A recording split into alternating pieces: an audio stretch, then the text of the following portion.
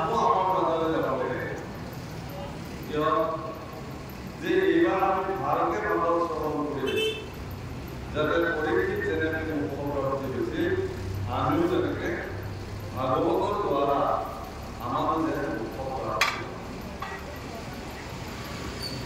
গুৰুৱে মোকে ক'লে মইতো ভাগৱত লৈ অহা নাই ভাগৱত দ্বাৰা থৈ তোমালোকৰ যদি মন আছে তেতিয়াহ'লে ভাগৱত নাই অন্তঃকৰণতে দেখিবলৈ ভাবিলে যে আমি যিহেতু তাতে বিশিষ্ট ব্ৰাহ্মণসকল আছিলোঁ আমাৰ মাজৰে কোনোবাক চাগে ভাগৱত দি থৈ কাৰণ সেই সময়ত গুৰুসকলৰ এটা নিয়ম আছিল যে গুৰুসকলে ইচ্ছা কৰিলে তেওঁৰ প্ৰিয়জন শিষ্যসকলক শৌৰ্য বীৰ্য বল পৰাক্ৰম প্ৰদান কৰিব গুৰুসকলৰ সমাজ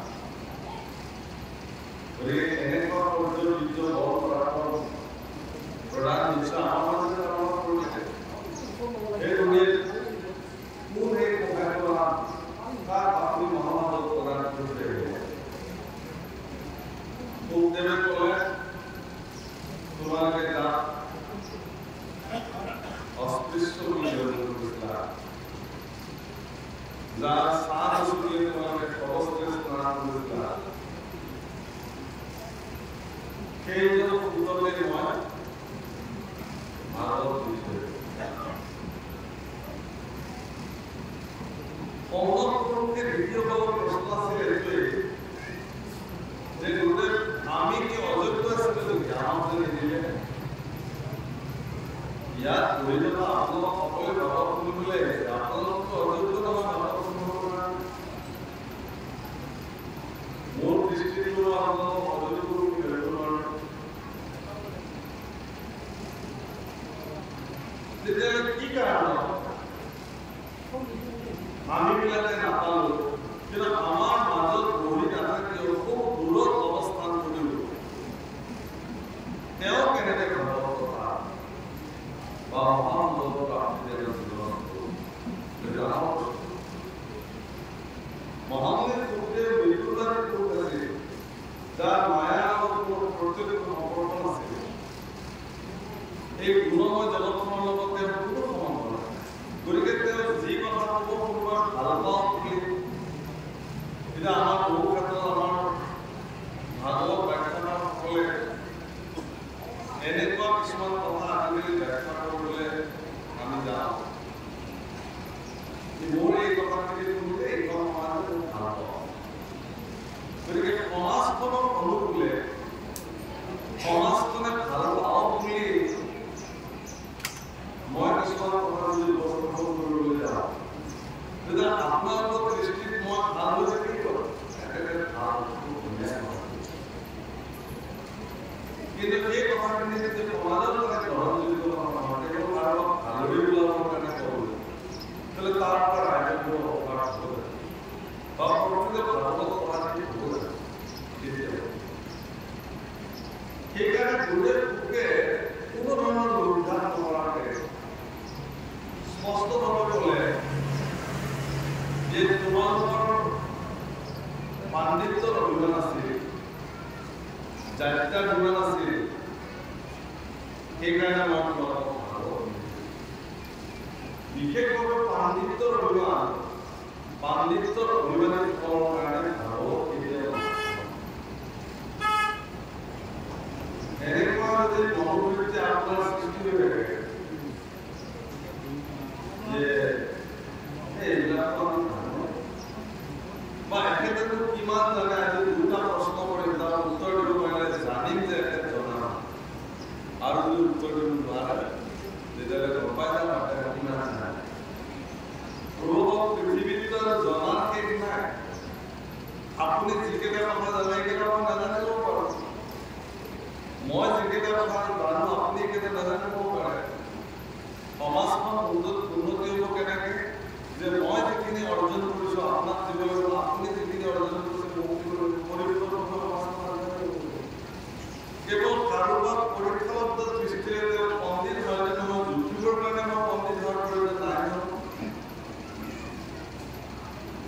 নাম ধৰ যিমান বিতৰণ কৰিব সিমান বাঢ়িব। সম্ভৱপূৰ্ণকে ব্যক্তিসকলে বুজি পালে যে কি কাৰণত গুৰুদেৱ ফুকে তেওঁলোকক ভাগৱত কথা কৰা নকৰে। গতিকে গুৰু আজ্ঞাত লৈ তেওঁলোকে তাত অস্পৃশ্য বুলি ভাবিছিলে, সেই অস্পৃশ্য পুতকে আনি আসন কৰিব পাৰে। ভাগৱত লিখিছে মান্যভাৱে পুতক পাতিলা শব্দ কথা সৌনক প্ৰণুকে শুনে ভাগৱত। পুতক আনি বঢ়োৱালে মান্যসকলে তেওঁ ভাগৱত কথা তেওঁৰ পৰা শুনিলে, কিন্তু তাৰ মাজতে তেওঁলোকে জানিব খুজিলে অতি মনোহৰ প্ৰশ্ন যে হে গুৰুদেৱ, মহামণি সুখদেৱ বুজা নাই মহাৰাজ পৰীক্ষিতৰ সন্মুখত কি কথা ক'লে সেইখিনি কথাহে আমি জানো। সম্ভৱপূৰ্ণকে দেখিবলৈ পুতক কোৱা যে আপুনি মই ভাগৱত কথা কওঁ। আপোনাৰ শ্ৰীমুখে আমি ভাগৱত শুনিম এই বুলি কোৱা নাই। যিখিনি কথা সুখদেৱে কৈছিলে পৰীক্ষিত, যি কথা শ্ৰৱণ কৰি মহাৰাজ পৰীক্ষিতৰ মুখত দিছিল সেইখিনি কথাহে আমি জানো। তাৰমানে সেইখিনি ভাগৱত কথা, যি ভাগৱত কথাই আপোনাক এই জাগতিক জগতৰ বন্ধনৰ পৰা মুক্ত কৰিব পাৰে। তাৰমানে ভাগৱতত যি আছে সেই কথাখিনি কাৰ শ্ৰীমুখে প্ৰকাশ হ'ব সেইটো অত্যন্ত গুৰুত্বপূৰ্ণ। মানে পাত্ৰজন সৰ্বদা নিৰ্ণয় বিষয়, নিৰ্ণয়কাৰী বিষয়। মই আপোনাক উদাহৰণ দিম। ভাগৱত চবেই কয়, ভাগৱত কথা ক'লে কোনে ক'ব ভাগৱত কথা, এইটো এটা নিৰ্ণায়ক কথা। মানে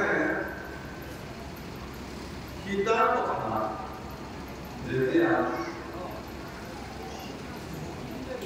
প্ৰভু ভগৱন্ত ধৰ্মপত্নী জনকনন্দিনী জানকীৰ কথা যেতিয়া প্ৰকাশিত হয়, জানকীৰ চৰিত্ৰ যেতিয়া প্ৰকাশিত হয়, সেই জানকীৰ কথা যদি কোনোবাই শুনে তেতিয়া যিমান চঞ্চল পুৰুষ হ'লেও, কামক পুৰুষ হ'লেও তেওঁৰ কামনাৰ লগে স্থিৰ হৈ যায়। বহুত চঞ্চল পুৰুষ কি হৈ যায়, ধীৰ স্থিৰ সংযমী হৈ যায়। কিন্তু সেই জনকনন্দিনী জানকীৰ কথা যেতিয়া ৰাৱণৰ আগত কৈছিলে, কোনে কৈছিলে? পূৰ্বনাথা। ৰাৱণৰ কামনা বাঢ়ি গৈছিল যে মোক একেই লাগে সীতা। তেতিয়াহ'লে যি সীতাৰ চৰিত্ৰ শ্ৰৱণ কৰিলে মানুহৰ কামনা বাসনা স্থিৰ হৈ যায়, সংযমী হৈ যায়, সেই সীতাৰ চৰিত্ৰ শুনাৰ পিছত ৰাৱণৰ কামনা কিয় বাঢ়ি গৈছিল? তাৰ মূল কথা হ'ল কি যে সীতাৰ চৰিত্ৰ কোনে বৰ্ণন কৰিছে সেইটোৰ ওপৰত নিৰ্ভৰ। সীতাৰ চৰিত্ৰ বৰ্ণনা কৰিছে কোনে? পূৰ্বনাথা। পূৰ্বনাথা যেতিয়া আকাশ মাৰ্গেৰে উৰি আহি থাকোঁতে তেওঁ ৰামচন্দ্ৰক দেখিছিলে। ৰামচন্দ্ৰৰ পুৰুষ সুলভ চৰিত্ৰ দেখি, সৌন্দৰ্য দেখি প্ৰভু ৰাম সেই ৰামৰ শাৰীৰিক সৌন্দৰ্য দেখি পূৰ্বনাথা আপ্লুত হৈছিল। আৰু পূৰ্বনাথাই আকাশ মাৰ্গতে এগৰাকী সুন্দৰী নাৰীৰ স্বৰূপ বা সুন্দৰী নাৰী হিচাপে নিজক তেওঁ প্ৰকাশিত কৰি ৰামচন্দ্ৰৰ ওচৰলৈকে আহিছিল। এইটো কি আপোনাৰ চেনেল নেকি? কি চেনেল?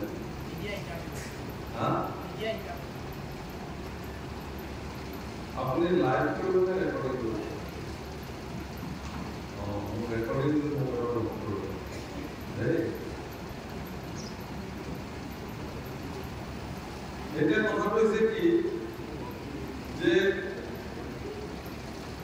সেই পূৰ্বনাশাই ৰামক কৈছিল যে মই তোমাৰ লগত বিবাহ হ'ব খোজো, তোমাক মই বিবাহ পাতিব খোজো।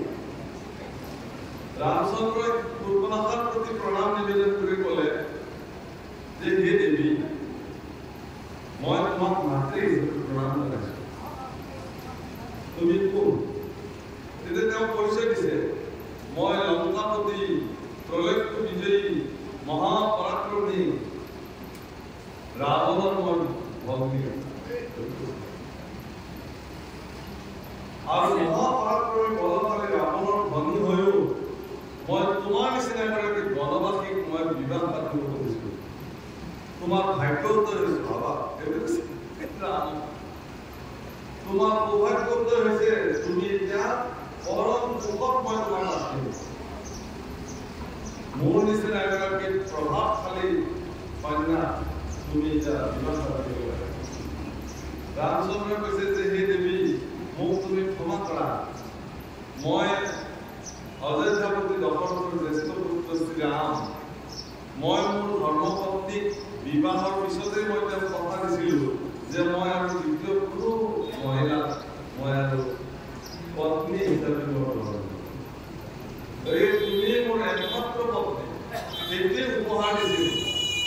ৰামচন্দ্ৰই কিলাক এটা উপহাৰ দিছিল কি যে আজিৰ পৰা মই একমাত্ৰ তোমাৰ, দ্বিতীয়তে আৰু কোনো নাৰীক মই মোৰ পত্নীৰ দৃষ্টিৰে আজিৰ পৰা আৰু এগৰাকী নাৰীৰ কাৰণে ইয়াতকে আৰু শ্ৰেষ্ঠ উপহাৰ কিন্তু একো নাই। এগৰাকী সাধ্বীপতি নাৰীৰ কাৰণে ইয়াতকে আৰু শ্ৰেষ্ঠ উপহাৰ একো নাই। প্ৰভু ৰামচন্দ্ৰই যেতিয়া এই কথা কৈছিল, তেতিয়া পূৰ্বনাশাই এনেকে ঘূৰি দেখিলে যে আৰু এজন পুৰুষ আছে, একেই দেখিলে লক্ষ্মণ। বোলে এইজন কোন? বোলে এইজন মোৰ কনিষ্ঠ ভাতৃ অনুপ লক্ষ্মণ। বোলে তেতিয়াহ'লে তেওঁ পাৰিব নেকি বিবাহ কৰিব? হয়তো তেওঁৰ কথা, তেওঁতো বিচাৰ কৰা মোৰ ফালৰ পৰা কিন্তু তেতিয়া লক্ষ্মণক লৈ সুধিলে, হেৰা সুদৰ্শন গুৰু, মোক তুমি বিবাহ কৰা, মই তোমাৰ কাৰণে বিবাহৰ প্ৰস্তাৱ লৈ আহিছো, মই লংকাপতি ৰাৱণৰ ভগ্নী। লক্ষ্মণে কৈছে, মই বনবাসী আৰু মোৰ জ্যেষ্ঠ ভাতৃ শ্ৰী ৰামচন্দ্ৰৰ মই সেৱক হিচাপে আহিছো। এই মুহূৰ্তত মই আৰু বিয়াৰ কথা ভাবিব নোৱাৰো, কাৰণ এই মুহূৰ্তত মই বিবাহ কৰিলে মই এতিয়া বিষয় সংসাৰত লাগি কৰিব, মোৰ স্বামীৰ শুশ্ৰূষা নহ'ব। অৰ্থাৎ প্ৰভু ৰাম মোৰ কাৰণে স্বামী, মই তেওঁৰ সেৱক দাস।